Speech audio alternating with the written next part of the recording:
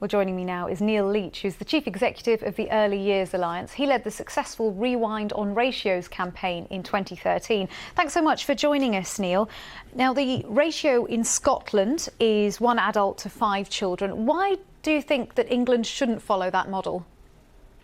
Well, I think it was a huge assumption that everything is absolutely fine in Scotland, and that is not necessarily the case. Talk to the people that do this job on a daily basis, and they will tell you that they would rather, in fact, they looked after and educated less children rather than more. So, I mean, ministers have been talking about looking at other countries for good examples, but it seems that they want to drive us down to the bottom of the sort of standards as such. They haven't taken anything else from it, any other countries, other than why don't we let people look after more children? That is not the answer. That's not in the best interests of children. It's not in the best interests of the people that work in this sector. So Scotland, I'm afraid, is not a perfect model. The government says that this will help reduce the cost of childcare, and on the face of it, it seems logical, but you believe that isn't the case? We know it's not the case. I mean, I have to say, it's interesting that on the very same day as this proposal was leaked from Number 10, you had Her Majesty's Chief Inspector, Amanda Spielman of Ofsted, on the radio waves, telling anybody, basically, and everybody, that young children's development had stalled and they needed more time, more effort than ever before. We did a survey immediately, 9,000 responses, the biggest response of any survey that we've had in 1 week.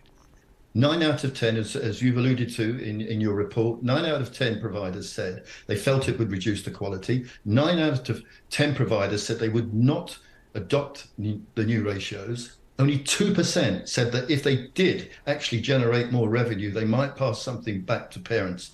More importantly, 75% of the people that work in settings, the educators that do this job, said they would leave their setting if they adopted the new ratios. Government knew all of this before they even launched the consultation. This is nothing more than, dare I say, a strapline to try and appease parents.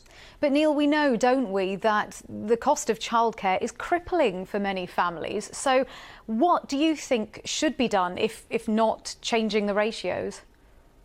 Well, it is crippling. In fact, if you look at the league tables of OECD countries, the one table that we tend to top is the percentage of a woman's salary that is spent on early years care and education. The one table that I'm afraid we're right down the bottom on is the amount of investment that basically is put through. And so the reality is it's government that have offered all these so-called free childcare hours to parents. Government knows that they are underfunding these hours, and you can't have it all ways. I have to just say this, back in 2018 in December, when we were tired of hearing the government trot out the same old lines about we invest £4 billion into the sector, etc., we said, well, if you think you pay enough money for these so-called free entitlements, show us your calculations.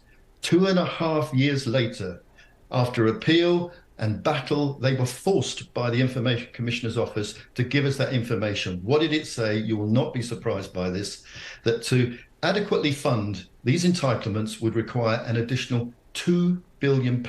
Their words, that is not affordable. And they also said they expected prices, for example, parents of 2-year-olds who may not qualify for these entitlements, to rise by up to 30%. So don't make promises unless you can fund it.